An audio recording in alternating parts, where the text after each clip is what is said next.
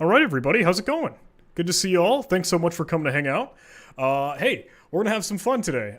This is, I guess, the third in a good trilogy of a couple workshops that we've been spending some time with Abraham Arangaran from 7ASecurity. He's in the back, probably making fun of me and how I tried to pronounce his last name. But hey, we're gonna dive into hacking Electron apps, desktop applications written in JavaScript, and get into some very, very cool stuff. Hey, this again, as a reminder, is totally free. I love to celebrate Abraham and all the great work that he does because of his attitude and mindset and philosophy. Like, hey, let's get education out there and make it free for everyone. So I hope we're good on audio. I hope we are good on visual. But I will be tracking in the chat, and I'm going to take a back seat for this one. Abraham, this is his stage. This is his spotlight. So without further ado, my friend, I will kick it over to you, if that's all right. Sure, sure. Thank you for the introduction. Hopefully you can hear me well as well. Looks good so far. Cool. Then let's get started. Just a quick mention that we are bringing the John 50 discount back. So if anybody is considering the free stuff, you can get 50% off any course on the store7asecurity.com. And if you're only interested on the free stuff, you can go to 7asecurity.com/free. And we have there like 4 free workshops and some free reports as well about random stuff, so you can check that as well. So all the vulnerable applications that I'm going to demonstrate today, as well as the slides, a 1.5 hour recording of this workshop, and so on, this is all available for free here. So if you want the slides, if you want the vulnerable apps that I'm going to demonstrate to try these exercises on your own, this is all also available for free. Just go to 7asecurity.com/free, and you can get it all there.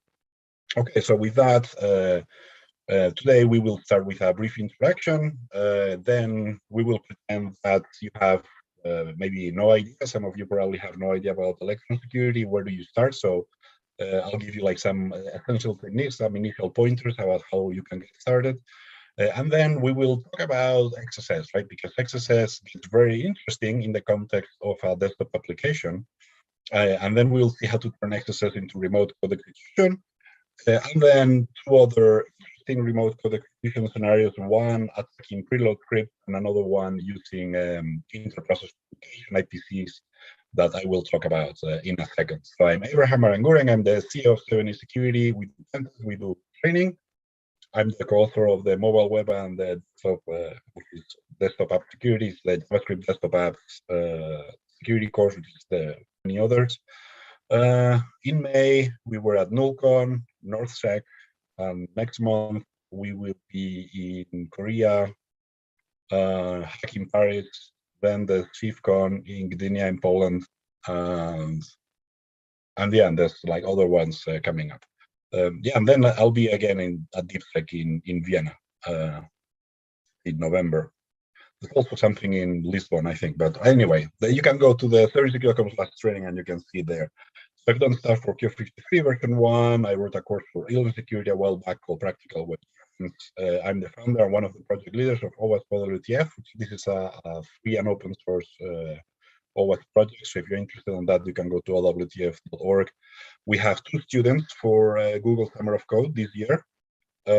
So they will be making more progress and making OWTF cooler. So you're welcome to try it out and maybe send a pull request help out make it better. This is my slide share, and I was a developer first, then I switched to security. So this explains the random certification variety. But the truth of this is that if you're a developer, I got your back. I know your point of view. I know the frustration of pen testers when their issues don't get fixed, and the frustration of developers when it has to be working on Friday in production, right? Or with all these deadlines and stuff, I also know that part. So this slide is about some interesting reports. So this is another way to learn about security for free. There's a lot of public reports available for free on the website. So the first half of the slide is about Smart Sheriff. This was an application mandated in the entire country of South Korea. So by law, every parent and child was forced to install this. And it was basically so bad that we even gave a talk about it, right? So if you search on YouTube for Smart Sheriff, some idea, you can see a talk about it. The 2 pen test reports are free there. And there's an application, there's a new public pentest report coming up. I don't know, there's some politics now until we can release it, but it's similar to this, right? So more about that soon. And then there's the Chinese police and cloud pets that you can also watch on YouTube. So BACQ is an application that the Chinese install in your phone when you cross the border, especially to a region of China. Addiction is kind of an interesting concept where the application is not mandated, but it is encouraged, because the more you know about the great leader of China, the more points you get, and with these points you can do cool stuff in China, right? So the concern here is the application spying on users and so on. So there was some analysis on that, and the upcoming report that we will release very soon is kind of related to this kind of stuff as well. So there's a little bit of security like in Smart Sheriff, a little bit of privacy stuff like this, right? So that's coming up soon. We also released like a couple of, like last week, I think, this pentest report. So this is interesting because it has mobile, web, and IoT stuff. So very cool concept for helping people in operative kind of countries where the government censors the internet. So they basically have, it's a cool open source project where they give you, like the person that is in a free country has like a small router, and then with this router you can share your own internet with family and friends. So yeah, and then there's like a mobile app and there's like a web component to this and the IoT device itself. But the cool thing about it is because it is like regular people in free countries that are providing internet access to people in censored countries, it is very difficult for a censor to block this, because now it can be like basically any IP on the internet, right? Any kind of private user can be doing this. So it's a very cool concept, and we pen tested it, and there's some interesting findings there. So, okay. So the hacking JavaScript desktop apps course, as well as by extension this workshop, was made cooler thanks to these three people. So I'm just going to give full props to them. Masato, if you don't know about him, follow him on Twitter. Very recently, he got, I think, $150,000 in Tencent West for hacking Microsoft Teams, which is completely related to this workshop, because it was the Microsoft Teams Electron app, right? So you can search on YouTube for Masato versus Microsoft Teams, and there's a cool video about that. Well, the scripter is the #1 ranked person on Twitter for bug bounties, I think. At least he was for many years. I'm not sure if he still is. And InterScript has done a lot of PDF research, and basically they're all friends of mine, and we do like stuff together and so on. So just to give them thank you here, because they helped with their answers, insightful answers, made the course more interesting. So this will be if you are interested in taking the course. So in this, I just say that both VirtualBox and VMware both work fine. Now the first 4 points are true in kind of all, like whenever you purchase anything, did you kind of expect this, right? So you get digital copies of all training material, lab VMs, test applications, source code. So this is all kind of normal. And what we do a little bit different is this point 5. So you also have lifetime access to training portal, which includes all future updates for free, step-by-step video recordings, slides, and lab PDFs, and unlimited emails and Slack support, right? So whenever you have a question, even if it's months or years after you bought the course, we will be there to help you out.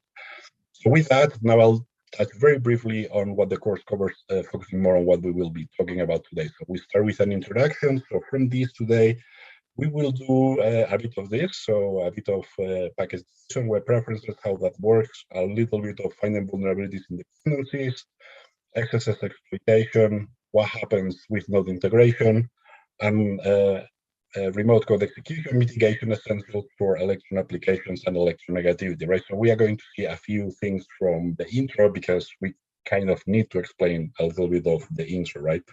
Now, of course, we cannot cover all this, but I'll give you a taste of it. And from this, we will be attacking preload scripts.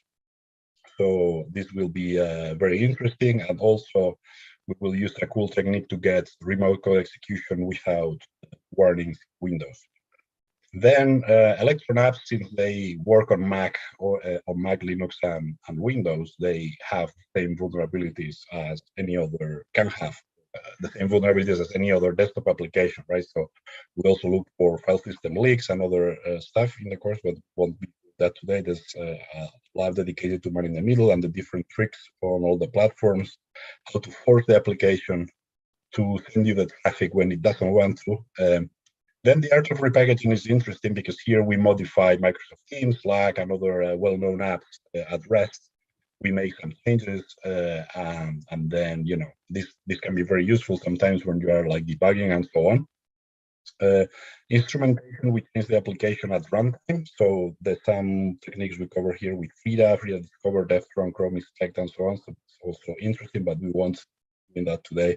Then there's a CTF where you practice your skill kind of more open lab. And then in part 2, we cover more advanced scenarios, right? So from this, we will be doing a little bit of using file URLs to get code execution today.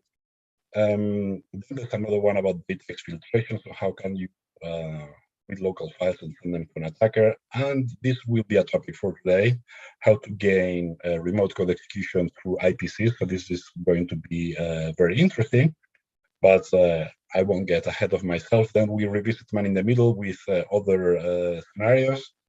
Then remote attacks, this is a very cool lab because actually, even though we call these hacking JavaScript desktop apps, sometimes it can happen that a web application runs an Electron component.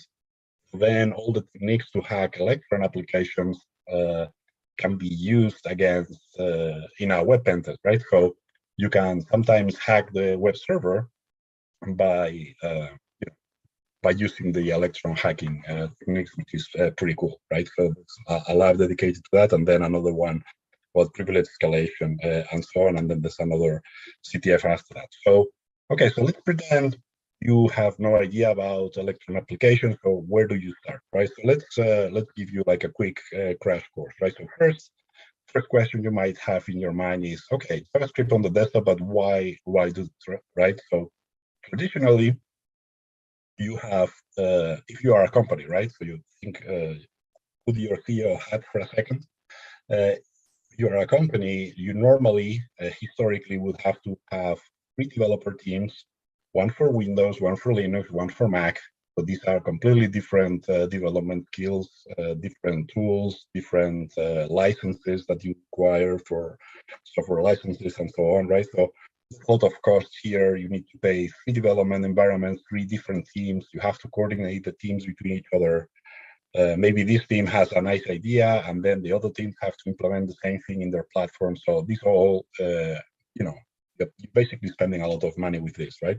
And also, there's fewer people that can develop Windows, Linux, or Mac applications compared to JavaScript, right? So a lot of web developers can develop in JavaScript. So the cool thing about Electron is that since you can develop in JavaScript, you can potentially find more people. It's going to be easier to find developers because more people know how to develop in JavaScript.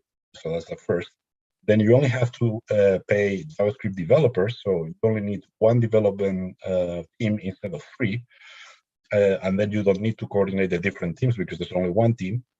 And then the app magically works on everything, right? So Windows, Linux, and Mac. So it is pretty cool, and this is why a lot of companies are doing it, right? It makes complete sense from a financial point of view and logistics as well, right? So the next question you might have in mind is who is really using this, right? So is this like randomly used, or are there like some big players using it? You can see here, maybe you recognize some names, right? Microsoft Teams, Skype, Zoom, Slack, Discord, BitGarden, GitLab, Signal. There's a lot of applications using Electron that are quite well known, and many of these we use in the course itself as well. So that's all the vulnerabilities are either recreated from pentest or we use like a well-known public application as well. So the next thing to understand when you are testing Electron applications is like, let's pretend like this is the Discord icon of the Discord Electron app, right? So you click on it, and then the first thing that is going to happen is that the main process starts, right? So the main process is kind of controlling everything. It is more powerful, it can do more things, but it is less exposed to the user, right? And then the main process at some point, it will create a window, right? So the window is what the user interacts with, and this is more sandboxed. It's kind of a little bit easier to protect through security settings, but at the same time, it's more exposed to the user. So most of the time, this is where the exercise is going to happen. And this is all controlled in what we call a renderer process, right? So for each window that the application shows, most of the time it will be just one window. This will be the renderer process, right? So a renderer process, more exposed to the user. Normally what is going to be attacked is this. Main process, more privileged, less exposed to the user. But if you have a problem here, it is a bigger problem because this process basically can do anything, right? So you have the kernel. So you have Windows, Mac, or Linux. So you have the operating system. The operating system will have a kernel, which controls the file operations and so on. And then there's an abstraction layer with Electron, which will be talking to the kernel itself, right, through API calls, right? So this is the cool stuff about it, that you abstract the operating system and you just develop in JavaScript. And then there's going to be the main process, which is going to be calling APIs, Electron APIs, as well as the render process, which can also call Electron APIs. And the main process and the render process can talk to each other through IPC messages, right? So IPC stands for inter-process communication.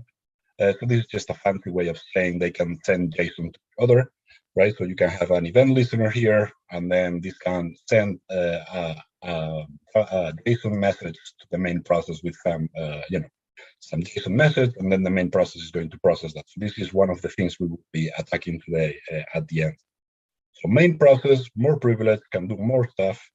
Render process can do less things, and then both processes share some stuff. Also, Electron is built on top of Node.js, right? So Node.js is basically the foundation of Electron applications. So learning how to attack Electron applications can also be useful to learn how to attack Node.js applications. In fact, sometimes we have taught this course together with a Node.js web course. So, okay, let's pretend you have no idea about Electron. Where do you start, right? So some techniques to give you like some fast findings. So first, for this exercise, it doesn't matter. You can use the GitHub link. You can also use the one on the training portal, but I'll talk about this later when this is the only option. But basically, if you download some old Electron application, right? So for example, standard nodes version 2 is very old, right? So this is going to be vulnerable to a lot of things because it's just an old version, right? So a lot of new releases and vulnerabilities have been discovered since then, and we will be able to find a lot of problems. So the easiest way to find some vulnerabilities is just to run npm audit, right? Now, this command is useful not just against Electron apps. You can, if you have the source code, you can use this against anything written in JavaScript, right? So basically, you can run it against mobile apps written in JavaScript. You can run this against Node.js apps for web applications, as well as Electron applications. npm is definitely a super useful command for anything JavaScript to find vulnerabilities in JavaScript libraries, right? So the first time you run it, you might see an error message that will something like this. So it will complain that there's no package lock.json. So the reason for this is that you can have a dependency that has a dependency that has a dependency and so on. So when you do npm I package lock only, which the error message is telling you, so you just have to copy and paste this from the error message. This will create the package lock.json file while resolving the tree of dependencies, right? So then when you run npm audit again, you will see like some findings here. I'll show this in the demo in a second. So an important point to emphasize here is that it's only a matter of time until vulnerabilities in dependencies are discovered and made public. So even a perfectly secure application could become vulnerable down the line as issues in underlying libraries are found over the years, right? Now for this next exercise, we will be using the vulnerable one application.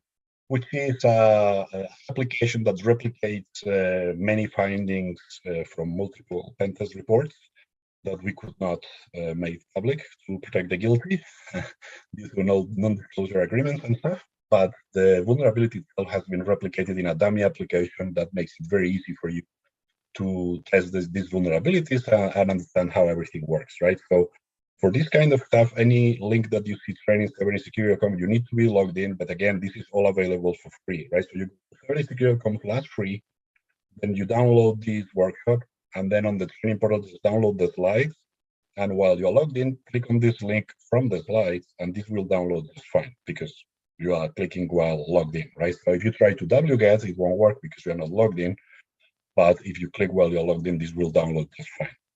So then the package.json, the main thing to look at is the main entry point, right? So one of the entries will be called main, and this will tell you the name of the JavaScript file that is going to start first. So this is basically where the main process is going to start, right? So then you open this file, main.js in this case, and here we can see that there's web preferences, and we have nodeIntegration set to true, which is bad, and context isolation set to false, which is bad, and we will be attacking both of these settings today. So why are these bad? NodeIntegration is enabled, so nodeIntegration true. This is bad. Why? Because if you have an XSS vulnerability in the app, it increases the impact from just alert one to full-blown code execution, right? So this is why it's dangerous. So you basically, nodeIntegration means you can invoke any Node.js API, and there's some Node.js APIs that allow you to interact with the file system, that allow you to run operating system commands. So basically, you can load any Node.js module that you want and do stuff, right? So this results in immediate code execution. So it's going to increase the impact of an XSS to immediate code execution, right? So this is why this is bad. Then context isolation, when context isolation is set to false, this is also bad because it means that any XSS that you have in the application will run in the same context as the JavaScript of Electron and the JavaScript of the main process, right? Of the application. So with this, we can mess with Electron in two ways. One way, which we will do during the workshop, is we can mess with the functions in the preload script or the functionality there. So we can redefine the functions in JavaScript so that they do something else. And then we can bypass security checks and do all the cool stuff. So this is one scenario. And another scenario is we can even send an IPC to Electron itself by abusing this lack of context isolation, right? So we cover that is a more advanced technique. We cover that during the course itself, but just to mention that it's possible. So if context isolation is set to false and you have XSS, in most cases, given enough time, you can probably turn this into code execution as well, right? So both things can result in code execution. So with that out of the way, let's give the people a little bit of a chance to say something. Does anybody see the vulnerability here? Anybody sees a problem with that? We'll give a moment for the chat to chime in. Sure. So we're grabbing an element by ID, send button. We have a on-click handler for a function where we can get the element's value. I see one message come through. Hey, no sanitization on the message, no input sanitization, setting inner HTML to a message. Right. That is basically the problem, right? So this is a messenger application, so users can send messages to each other. The application is grabbing the message and then assigning it to inner HTML. So this will be the user input. This is the source, and then inner HTML would be the sink. So the sink is a place in JavaScript where whenever you assign user input, this is going to result in DOM XSS. So we have a DOM XSS issue, vulnerability here, right? So you can Google for DOM XSS wiki, and that will give you a full list of XSS sources and things. If you are interested in a full list of things that can result in DOM XSS, and that includes even jQuery, Angular, and other JavaScript libraries, things for those. It hasn't been updated in a while. For the most part, still quite relevant. This is the vulnerability in the render. That is the XSS issue, right? And then another tool that we will use is electronegativity, right? So JavaScript is a company that basically maintains this tool. So you do npm install at doyensec electronegativity, and then very important, you want to install it globally, right? Because if you don't do this, it will try to install it locally in the directory of the app. You don't want to do that. You want to install it as a tool with the -G to install globally. And then you just do electronegativity -I vulnerable1, and this will run electronegativity against the vulnerable1 application, and it will give you some findings. So interesting here is that you get the file name, the lines affected, and then you have a link to read more about it, right? So let's do a demo about this. I believe I'm already sharing my full screen. Yes. So this should work out a bit more smoothly. So let's do first the npm audit, right? So I'm running here npm audit on a very old version of standard nodes. So you can see that over the years, a lot of vulnerabilities have been found in dependencies. And because the application I'm using is old, it's now vulnerable to a lot of stuff, right? So this is one quick way to find vulnerabilities, is simply to run npm audit, right? So very simple command, npm audit. You can see here the summary: 45 vulnerabilities, 4 low, 16 moderate, 19 high, 6 critical. So, it's a quick way for you to find something, right? If you don't know where to start. Then the next thing would be to start looking at the configuration, right? So you go first to the package.json. So this is going to tell you the structure of the application. So in this case, we don't have any dependencies because it's a very simple application. But the main entry point is main.js, right? So this is the first thing to look at, because this is how the main process is going to start, right? So now I open main.js, and in here we can see the web preferences, right? So we have web preferences. So these are the settings, and very important here as well is new browser window, right? So this is creating a new renderer process. So this is what is going to be like the window that the user interacts with. And always when there's a new browser window, so you should always grab for this when you do a code review of an Electron application, and then you should pay close attention to how the web preferences are set, because this is going to define the impact on the way you are going to attack the application, right? So in this case, we have nodeIntegration set to true. So this means any XSS means immediate code execution, and context isolation is false, which is also bad and can also be like directly code execution with XSS using some of the techniques. And then on the render.js, we can see the vulnerability here. There's an assignment of the message to inner HTML. So this is what results in the XSS, and this could be one way to fix it, right? So if you assign a message to text content, then the message will no longer be interpreted as HTML, right? Now I'm going to run electronegativity on the vulnerable1 application, and this will give us some findings.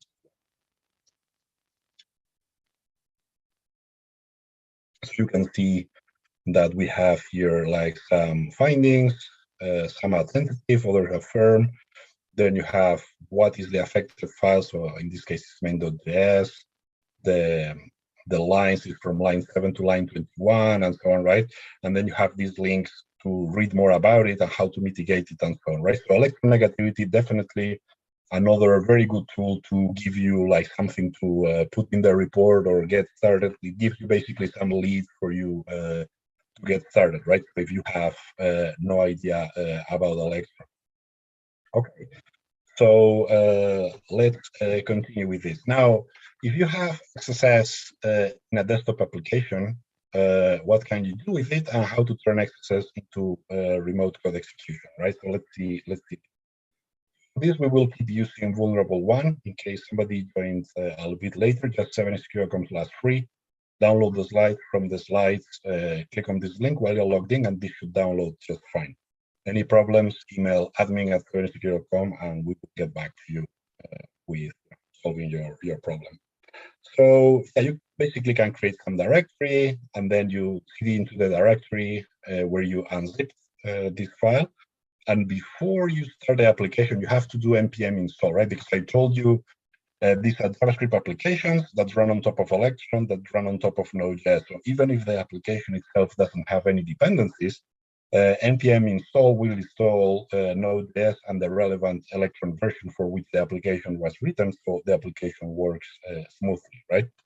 So you first need to npm install, and only then you can do npm start, right? So then this is like a simple messaging application where you message yourself to simulate one user messaging another, but much easier for you to test and figure out what's going on.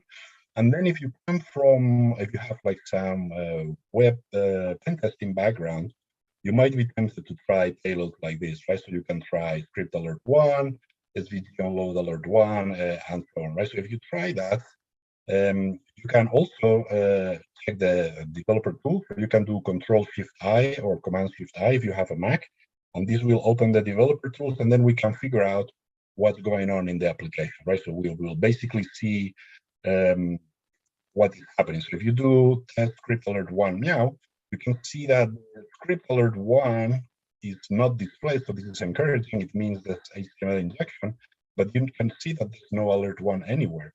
So this script is not firing, right? So this happens because since the page has already been rendered, this is like according to the RFC. If the page has already been rendered, the script should not be run. However, we can get around this by using, for example, an image HTML tag, and then the image will basically use the path for an image that doesn't exist, like X, and then the onError handler will fire, and then we can put our JavaScript here, right? So you can do test image source action alert 1, then you get the alert 1. Now you can see here the broken image, the HTML injection without encoding here, and this all seems fine, right? So this is just the typical XSS, and now we want to take this to the next level. So since node integration is enabled, right? So when node integration is enabled, any XSS becomes immediate code execution, because you can do this, right? You can do required help process and then exec sync of any command you want, right? So help process exec sync. Now, another tip for you here is that you want to use the synchronous functions, right? Because in Node.js and JavaScript, developers like to do things asynchronously. Sometimes if you have code execution, if you don't use the synchronous functions, even if your remote code execution is working, you might not know about it because it just runs at a different moment, right? It runs in the background before you get the response. Right? You want to the command to wait until this finishes and then return the output to alert so that you can see it, right? So in the case of Genome Calculator, there won't be any output, but if you run the ID, ls, uname -a, and so on, the alert will show you the output of the command. So this will make more sense now when I do the demo, right? But basically, you can do required help process exec sync, or you can require the fs module in Node.js to interact with the file system. So you can do basically anything you want, right? So this is why node integration is very risky. Now, if you're a developer or you're a good pen tester that writes good security recommendations in your reports, you also need to know how to fix stuff, right? Or at least tell your clients how to fix stuff. So you should think of security in layers, right? So the more layers you have, the more difficult it's going to be to exploit stuff. And the hope is if one or two of the layers fail, you still have some other layer that is going to make exploitation more difficult, right? So one first layer of protection that you could do is to reduce node integration. So instead of having it to true, to set it to false, this will decrease the impact of XSS and it will not be code execution immediately, right? So this is going to make security a bit better already.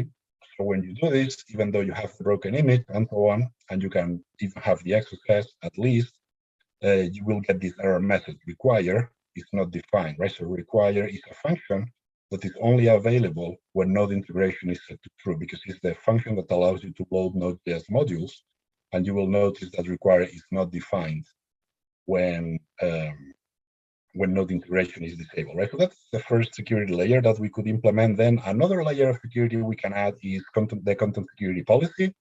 So when you do image source action alert 1, you can see the XSS is still there. But if you go to the index.html and you run the content security policy, and then you close the app, then you start it again with npm start, and then you try this payload, you will see this message, right? So refuse to execute inline event handler because it violates the following content security policy directive, blah, blah, right? So basically, the content security policy is now making access more difficult to exploit, which is also a good thing.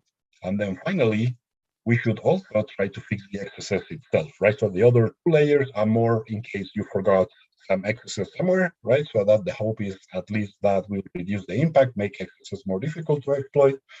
But what you should really do is also fix the XSS, right? So this is the most important of all the mitigations. And the best way to do it would be to avoid XSS sinks, right? So for example, instead of assigning user input to your HTML, you assign it to text content, and then there's no longer an XSS. So when you try this, the payload will be rendered as text. And on the developer tools, you can see that this is correctly output encoded. So we no longer have an XSS, right? So this would be the ideal way. But sometimes the problem is that the application itself requires some HTML, right? So sometimes there's some rich text editors that allow users to use like bold, underline, and other stuff. So in those cases, you can use a library to sanitize this stuff, right? So you can do, for example, install Purify, which is a library that a lot of websites use. I think there's more than 1 million installations now. It has been hammered over the years, so it's pretty good by now. Do npm install Purify on the vulnerable one application. That will add it as a dependency. And then you can add this line of code on the preload.js, Purify required Purify. And then you still use inner HTML, but you can use Purify sanitized message. So this is going to allow HTML, but no XSS, right? So this would be the way to fix it, right? In cases where you want to allow some HTML. Now, a better way to use Purify sanitize would be to define a whitelist of the HTML tags that you want. So for example, here you could put, I only want to allow underline, underscore, so underline, right through, and bold and italics, or something like that, right? So you would allow only those tags, and then all the other tags would be refused. So that would be even stronger sanitization, right? So that will be even better. But even without any parameters, it's pretty good. If you close the application, you run npm start again, and then you try some payloads.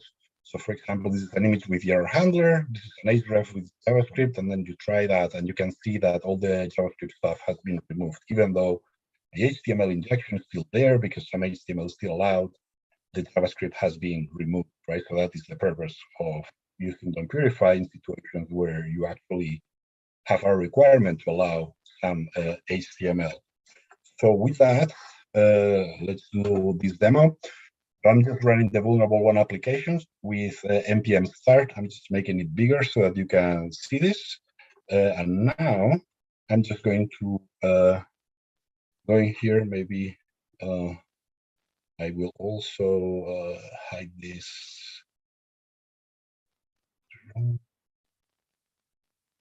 I'll just hide this so that it's less distracting. Okay, so you basically go, you can copy these payloads, which are there on the slides as well. So I'm going to try all the payloads at once, and then I'm going to paste them here. I'm just going to make this a bit bigger so that you can see them, right? So we have the image source X and so on. Now, since JavaScript is asynchronous, you never know which is going to run first. So this is the ls command, ls.l. You can see here the output of that command.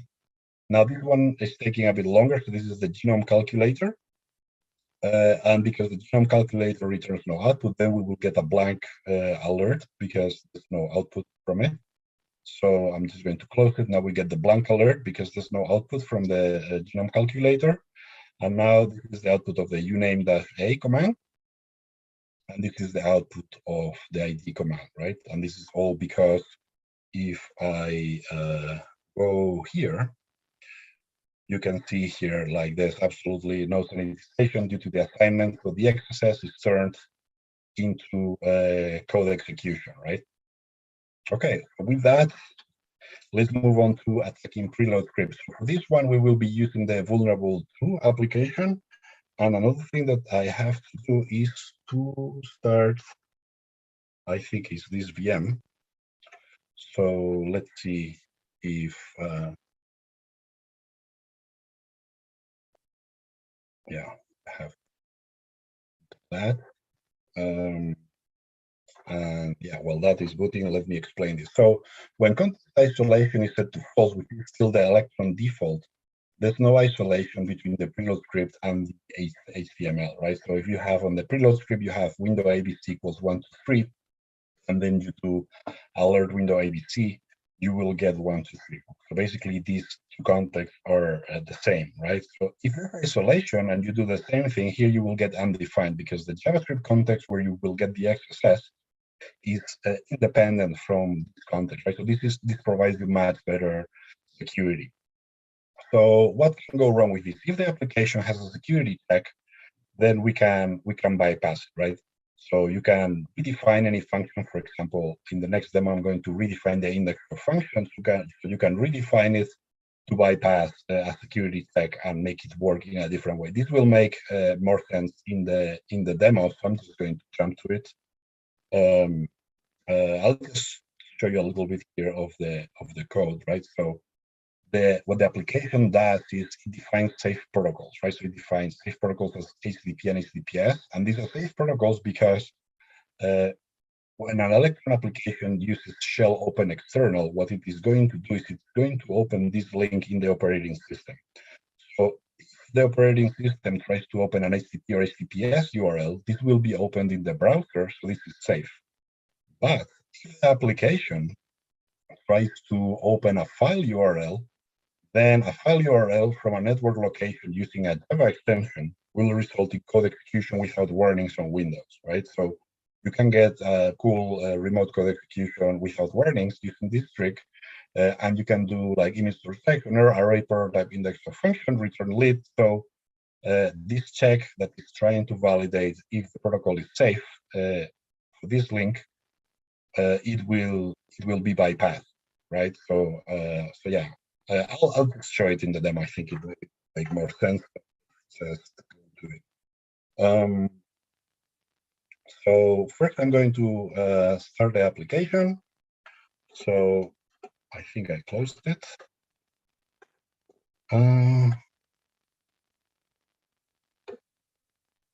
So okay, so npm starts. Now the application starts. I'm just going to make this bigger so that you can see it.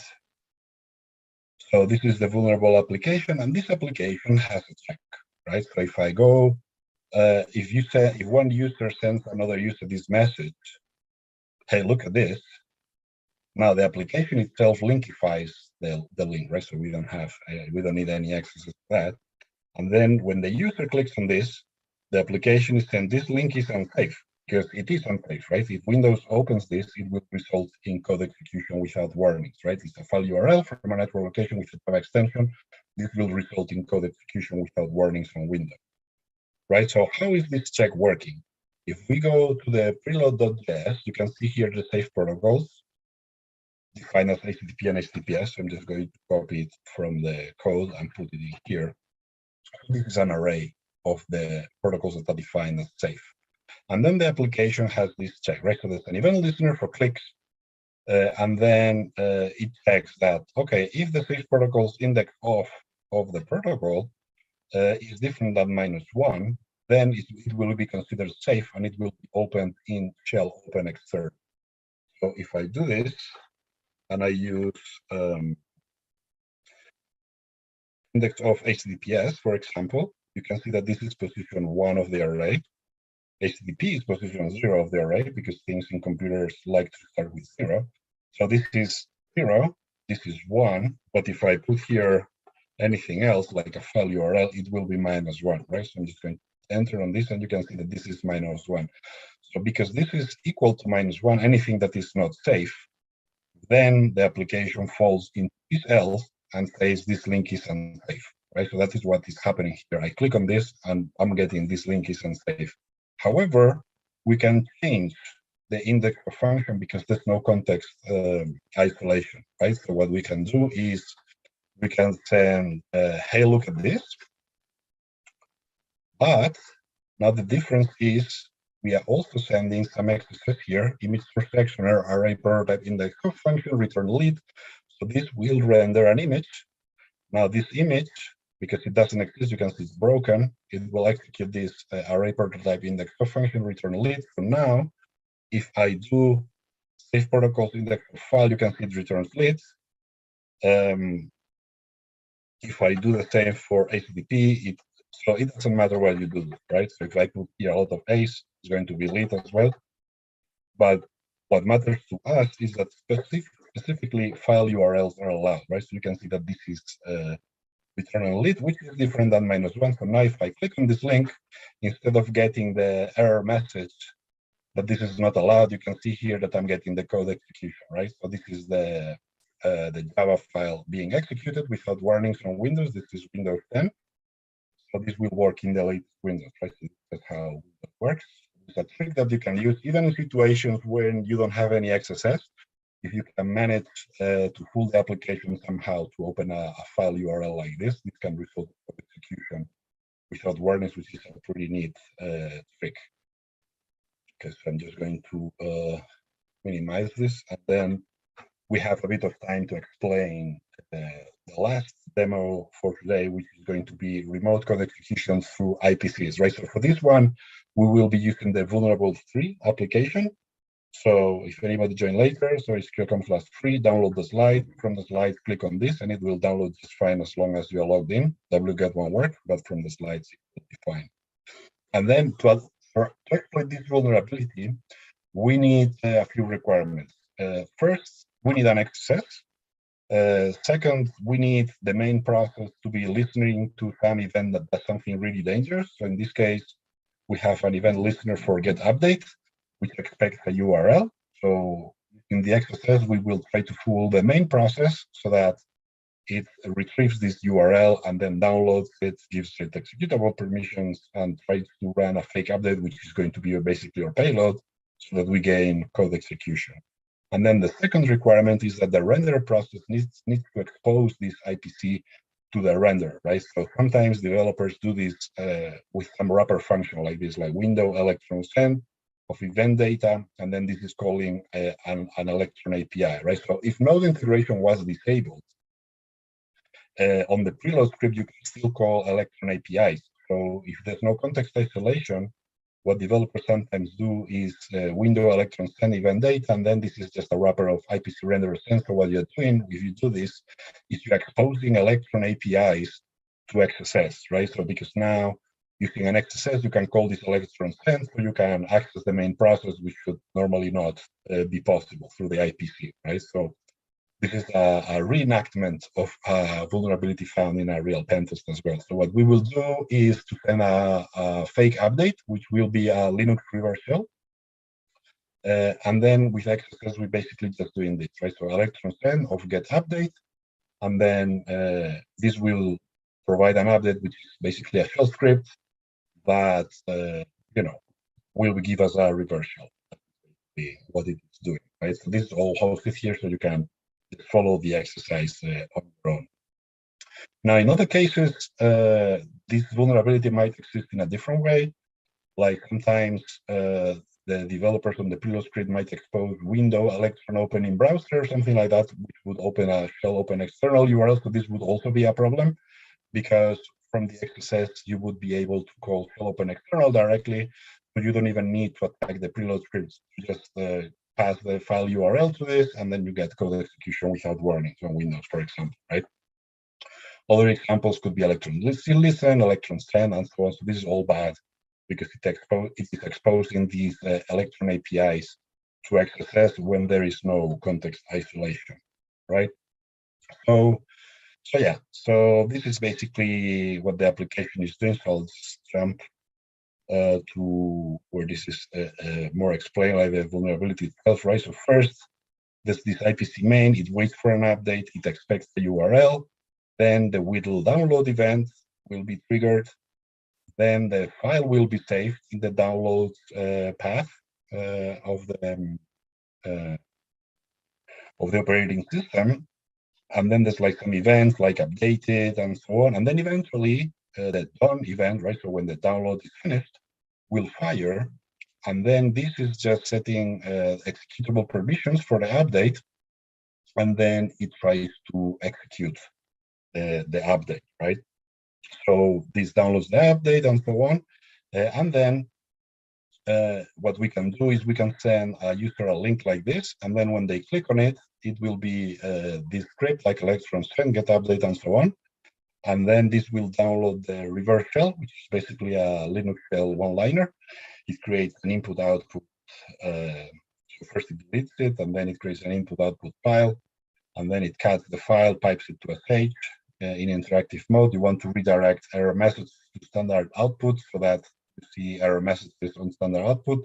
Then this is piped to netcat on port 444, which is the official port for shells. And then this is piped into the input-output file so that, like the whole loop of the interactive shell is ready. So if you do everything correctly on the terminal where you're running netcat, you will see this listening stuff. And then when you click on the link, so you basically send this link to the user, that the other user receives it, you click on this, and then you will see something like this, right? So when the application does console.log, the main process will show those messages on the terminal itself, whereas the renderer process will show those messages on the dev tools, right? So here you can see main.js complete, get update of the reverse shell, download path of home alert 1 downloads reverse shell, receives the bytes, and then the download is successful, it runs the update. And then on the terminal where you have netcat, you can like start running commands like id, ls, cat password, and so on. So let's just jump to the demo. Let me first close this one. And what we want to do now is use this. So this is the link, and this is just the source of it. It's just a script, Electron send. Let me make it bigger maybe. So you can see it's just a script, Electron send, get updates, and then it's just the path of the reverse shell. So let's just do that, right? So first we need to start a vulnerable free application. I'm just doing npm start. I make this bigger, and then you send some user this message. Now, before clicking the link, I have to double check here that we have netcat listening. So now I have netcat listening on port 444. And now if I click on this link, this opens this window. And now if I switch to the terminal, you can see connection received. So I received a shell, identity password, you name the say, ID, and so on, right? So I have a reverse shell. And how did this work, right? So if I go to the source on main.js, you can search for the IPC, right? So IPC main require Electron, get update. It waits for the update for the URL. And then here the will download event is triggered, and so on. Eventually it's done. This is the done event when the download is finished. So when it is complete, it gives it executable permissions here, and then it actually runs the update, right? So what is giving us the thing.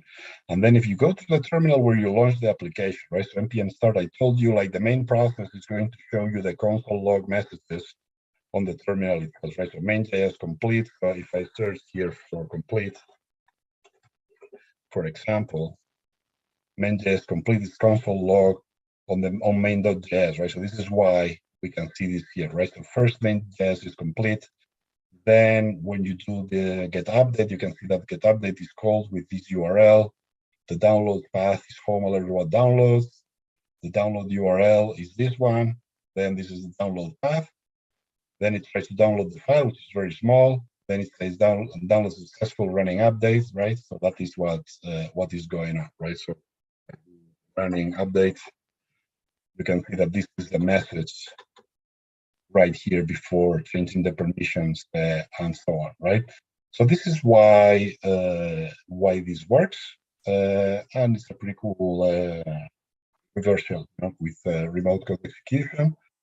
So with that, I believe we have a bit of time for questions. So quick reminder that you have the John 50 discount for 50% of any course. So this is basically half price for everything. Now, I know now with the crisis in Ukraine, sometimes people say, well, I live in a country where my currency has trouble against the dollar now and so on. What you can do is to buy only half of the course. So for example, you can buy only Android or only iOS from the mobile course. You will see there's options like that. So that would reduce the price for another half if your kind of money is a little bit tighter. And if you are interested only on the free stuff, you can go to 7ASecurity.com/free. And we have slides, all the vulnerable apps demonstrated today, as well as a recording. That's all uploaded there. Yeah, available completely for free for you. And with that, we have time for questions. So are there any questions in the chat, John? I will take a look-see. Thanks so much for doing this, as always, Abraham. It's very, very cool and a ton of fun. It looks like some folks are jumping in. Oh, looks like it came in late, right at the very end. No sweat. Well, hey, I don't know about you, but I think we've had about 200 or so folks hanging with us. Moved up and down between 175, 150, but I hope this is still great. I'll wait to see if there are any questions coming through, but a lot of the, hey, thank you. A whole lot of the, hey, this has been great. Thanks so much. Super appreciated, Abraham. So, Awesome, thank you. I have one question, if it's all right, coming through. How do you detect how do you audit, Electron applications if they're already packaged and you might not have access to the source code? Is that more, fuzzing, black box testing, just trying to poke and prod? We covered that more during the course, but we didn't touch on that topic today due to time constraints, obviously. But basically, there's a lot of techniques for reversing. So in the course, we cover how to extract the exes for Windows, the Mac builds, the Linux app image format.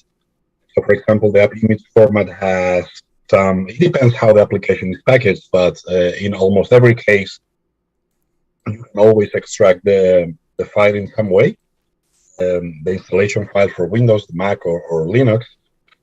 And then you can even modify the code of the application as well, right? Which is the repackaging that I was talking about during the intro, where you can compile, so you can extract the application, you can make the application use the extracted files as opposed to the packed files, and then you can even beautify the JavaScript so that it's a little bit more readable.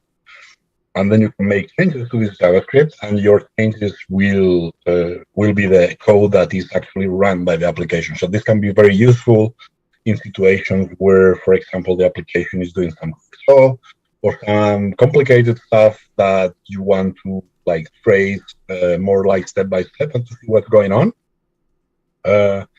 So it can be very useful, right? But yeah, that's explained more step by step with video recordings and everything in the course itself. But that will be the short explanation. In many cases, if you use Windows or even in other platforms, what you can do is install 7-zip, and you just right-click and extract here, and 7-zip just figures out what the format is, and in many cases it can also extract exe files. And so that's a quick trick to get started with that. But the file you want to go after is normally called app.asr. And then what you do is asr extract the app.asr, and then this extracts the Electron app internal stuff. And then this will uncompress all the JavaScript files and so on. And if you do that in the right place, then the application will use those files as opposed to the packed files. And the cool thing about it is that then you can make changes as I said. Hopefully I answered the question. If not, keep asking. Are there any other questions? No, that's awesome. It's a lot of great feedback. They say that 7-zip trick is fantastic. Some folks asking, hey, does Abraham have a YouTube channel, or is that something maybe 7ASecurity over on YouTube might have some cool videos? Yeah, we have a channel, but we don't we don't push too many videos. Maybe we should push more. But yeah, well, when you take the access for the workshop, you will see the video from the channel. but yeah, maybe we should push them more there. Maybe I'll put this on our channel as well. So there's some traffic going on. Heck yeah, no, I think that'd be great. All the hacking demos are very, very cool. Do you tend to proxy some of the interactions that you do when you're poking at Electron apps through Burp Suites? Or someone Yeah. was asking Kaido. I don't know if I know. I'm not familiar with that one. I don't know if you are. What's your opinion on Kaido versus Burp Suite, or do you use one or the other, etc.? I'm not familiar with Kaido, but normally I would use Burp. In some cases, what can happen is that the application uses some protocols that Burp is not very happy with. Like, for example, if it's an email application, it will use POP3 IMAP and so on. If it is a text application, it can use XMPP, right? So it's an XML protocol, which also Burp doesn't like too much. But there's some extensions in Burp for this kind of stuff, like Burp Nope, so NOPE. There's an extension for it, a little bit tricky, but most of the time it gets the job done, especially if you have enough RAM, because it's a little bit buggy. But yeah, maybe it's a bit better now. But a few times where I encountered problems like this, it didn't fine, it job done.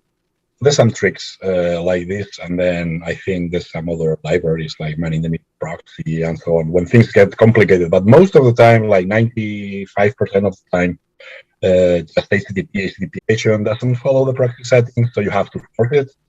So we show some techniques to force it. You can use DNS spoofing, you can modify the application itself and set your proxy in the code of the application. So if well fails, right, you can also use the HTTP proxy environment variables. So we show a lot of techniques, like in more details and step by step during the course, because this is a very common problem in every test, right? The first thing you want to do before you run the app is to ensure that you're going to intercept all the traffic, because of course, if you hack the desktop application, normally you will hack one user, but if you can hack the API and you can hack all the users, that's going to be cooler. So you should always look for the API traffic as well, right? Yeah, the API is totally a gold mine usually. Yeah. Well, awesome. Thank you again and again. This has been wonderful. There was a very, very sweet chat message that came in that I totally wanted to highlight. Stacy had said, hey, Abraham is an amazing resource. This is an InfoSec tide raising all boats, raising all ships. So glad we're getting education out there. Thank you again and again, my friend. Thank you. Thank you for the kind words. And yeah, I hope this was fun. And yeah, maybe we'll do some other one next time as well. Alrighty. We'll tune out, everyone, but thanks so much for hanging with us. Bye all. Yeah, thank you, everybody.